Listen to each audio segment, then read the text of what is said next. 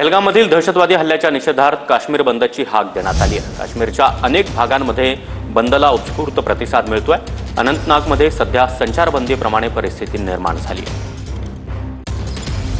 पहलगाममधल्या हल्ल्यानंतर जम्मू काश्मीरमध्ये बंद पुकारण्यात आलेला आहे। सत्तेतल्या पक्षांनी आणि विरोधातल्या पक्षांनी देखील हा बंद पुकारलेला आहे आणि ह्याला सध्या तरी उत्स्फूर्त असा प्रतिसाद मिळतोय असं म्हणायला लागेल। कारण मी सध्या हे अनंतनाग या शहरामध्ये जिल्हा आहे खरं तर हा जम्मू काश्मीरमधला, आणि सगळी दुकानं या बाजारपेठेतली बंद आहेत आणि मोठा सशस्त्र जो पोलीस बंदोबस्त आहे तो संपूर्ण या बाजारपेठेमध्ये आपल्याला पाहायला मिळतोय। समोर या चौकात आपण पाहतोय दिल्ली म्हणजे माफ करा जम्मू काश्मीर पोलीस तर आहेतच, मात्र त्यांच्यासोबतच CRPFचे जवान जे आहेत किंवा भारतीय लष्कराचे जे जवान आहेत त्यांना देखील तैनात करण्यात आलेलं आहे। सगळी दुकानं पूर्णपणे बंद दिसतात, एकही शटर आपल्याला खरं तर या ठिकाणी उघडं दिसत नाही। आत्ताही आपण पाहतोय काही स्थानिक हे रस्त्यांवर येताना दिसत आहेत, मात्र जशा पद्धतीनं संचारबंदी लावलेली असते तशा पद्धतीचं हे चित्र संपूर्ण या अनंतनाग शहरामध्ये सध्या तरी पाहायला मिळते।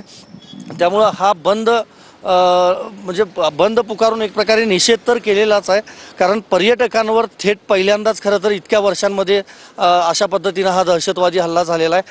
त्यामुळं या सगळ्याचा बदला आता सरकार घेणार का हे बघणं महत्त्वाचं असणार आहे। व्हिडिओ जर्नलिस्ट विनोद कुमारसह मी संदीप राजगोळकर, TV9 मराठी, अनंतनाग, जम्मू काश्मीर।